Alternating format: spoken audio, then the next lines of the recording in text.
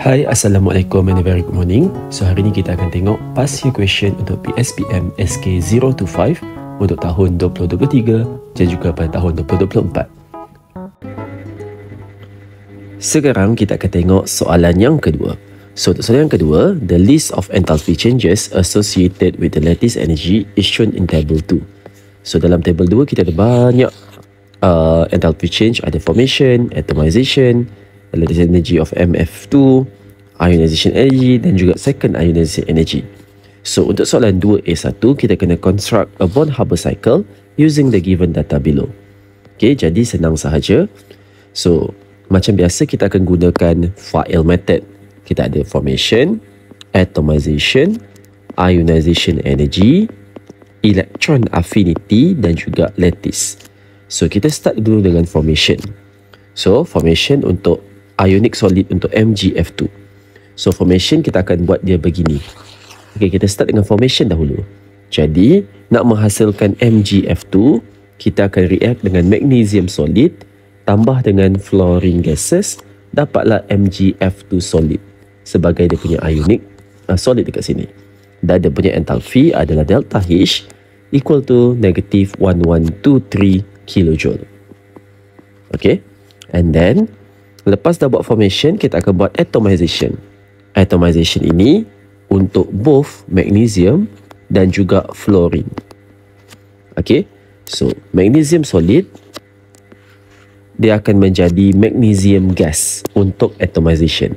Dan energi dia adalah positif 148 kilojoule. So ini selesai, ini pun selesai. Seterusnya kita buat untuk fluorine molecule. So fluorine molecule dia nak menjadi fluorine atom. Okay, fluorine molecule menjadi 2 fluorine atom. Jadi bila dia menjadi 2 fluorine atom, delta H dia itu kena darabkan dengan 2. Ini untuk 1 mol per mol. Tapi sekarang ini yang kita dah hasilkan ada 2 mol. Jadi positif 79.5 kamu kena darabkan dengan 2. Okay. And then 2 darab 79.5 kamu akan dapat 159 kilojoule. Okay.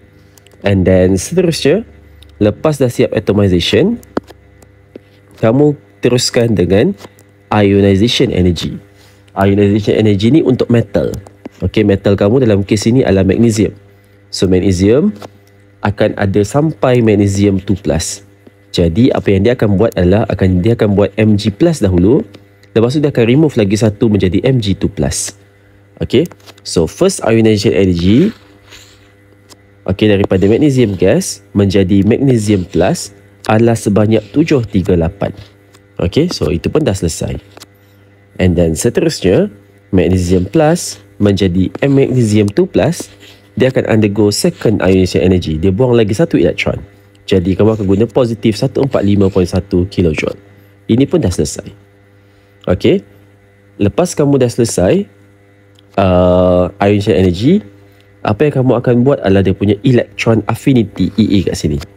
So electron affinity ni untuk non-metal, which is fluorine. Okay, dan kalau kamu tengok value dia tiada dekat sini. Value tak diberi. Okay, kenapa value tak diberi? Pasal kita kena cari dekat bahagian sini. Okay, jadi daripada 2 fluorine gaseous atom menjadi 2 fluorine gaseous ion, kita akan undergo electron affinity.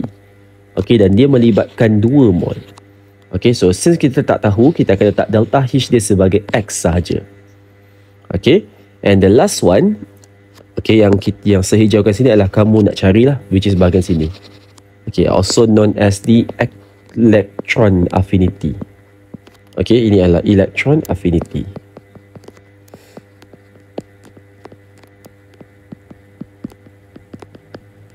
Okay, and the last thing yang kamu nak buat adalah dia punya lattice energy. So lattice energy ni dibuat secara general je. Okay, dan sebagaimana kamu tahu, lattice energy ni ada 2 maksud, ada pun 2 spesifik dia. Okay, kalau sebagaimana kamu dah belajar, dissociation lattice energy of dissociation, value dia adalah positif pasal dia nak pecahkan. Okay, manakala kalau lattice energy of formation, okay, yang formation dia akan menjadi negatif dekat sini. Okay, pasal dia nak form, jadi dia kena release energy supaya dia boleh form daripada gaseous ion menjadi ionic solid. Kalau dissociation, dia nak huraikan, jadi dia perlukan positif. So dekat sini dalam soalan, dia bagi dalam bentuk positif. Okay, bila positif, bermaksud dia adalah dissociation. Okay, maksudnya nanti dia akan jadi ke bawah lah, dia nak pecahkan, dia nak dissociation, dia nak dissociate begitu. Okay, tetapi biasanya kita nak jadikan dia A pergi D. Contoh, A pergi B, B pergi C, C pergi D. So kita nak jadikan dia macam satu cycle kan. Jadi yang formation tadi tu, yang dissociation tadi tu, yang positif, kalau kamu nak tukar dia punya direction, kamu boleh reverse dia punya sign. Okay, so kalau ke bawah dissociate, dia adalah positif. Kalau nak ke atas, dia adalah negatif. So kalau kamu nak buat arrow ke atas, pastikan kamu ubah dia punya sign negatif. Okay, so ini yang paling kena berhati-hati. Okay, dekat bahagian sini. So kalau nak buat formation, kamu kena pakai yang negatif. Okay, sebab kita nak menghasilkan 1 mol untuk MgF2. Negatif, nak ke sana adalah positif.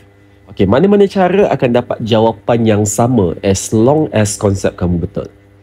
Okay, so sekarang ni bila dah saya buat ke arah atas, jadi saya kena negatifkan dia punya value lah pasal saya nak formation. Jadi selepas saya dah selesai construct, saya akan kira electron affinity dia. So senang saja, A pergi D, A going to D sama dengan negatif 1123.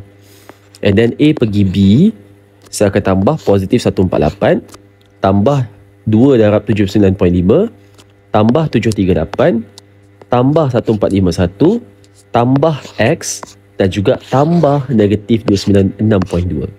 A pergi D sama dengan A pergi B, B pergi C, dan juga C pergi D. Okay, so dia macam Hess's law lah, daripada initial pergi final, satu step, ataupun initial pergi final in the series of step. Okay, so nanti kamu akan dapat, kamu punya X adalah sebanyak 657. Kamu punya X tu sebanyak negatif 657 kilojoule. Okay, ini untuk 2 mol. Okay, tetapi kita nak untuk 1 mol sahaja. So 2 mol of electron affinity, dia adalah negatif 657.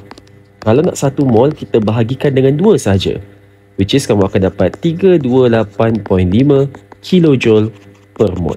So at last, kita kena ada conclusion dia. Okay, so selesai untuk soalan 2A1, 2A2. And then untuk soalan 2B, dia kata terangkan, explain 2 factors that affects the magnitude untuk lattice energy. So ada 2 faktor yang mempengaruhi. Yang pertama adalah dia punya ionic charges. Yang kedua adalah ionic radius. Okay, so bila ionic charges meningkat, lattice energy pun akan meningkat. Manakala kalau ionic radius mengecil, lattice energy dia akan meningkat. Okay, ionic charge ni maksudnya macam kalau kamu compare Mg2+ dengan K+. So charge yang lebih besar, dia akan ada daya tarikan yang lebih kuat. Jadi lattice energy dia pun akan lebih tinggi lah. Dia perlukan lebih banyak tenaga. Sama juga untuk ionic radius, makin kecil jarak antara, kalau kamu compare besar dengan besar, kecil dengan kecil, jarak antara mereka adalah lagi dekat. Jadi force of attraction dia orang lebih tinggi, lattice energy pun akan lebih tinggi. Okay, kalau ionic radius dia orang besar macam ini, force of attraction dia akan jadi lebih rendah, lattice energy pun akan jadi lebih rendah. Okay, itu dia punya asas ataupun fundamental dia. Jadi untuk kamu explain, faktor yang pertama adalah ionic charges. So as ionic charge increases, the attraction between the two oppositely charged ion, positive and negative, becomes stronger. Or you can say that the ionic bond between cation and ion is stronger, and hence magnitude of lattice energy increases. Okay, untuk faktor ionic radii, as ionic radii decreases, the attraction between the two oppositely charged ion ataupun ionic bond between cation will become stronger, and hence the magnitude of lattice energy increases. Alright, so itu dia untuk soalan yang kedua.